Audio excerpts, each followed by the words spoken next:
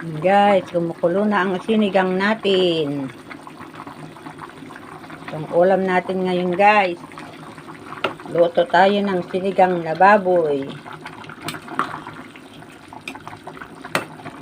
Yan.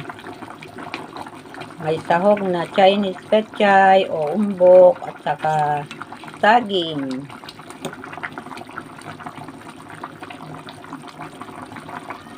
Yan, ang pang-asim natin guys ay sampalok.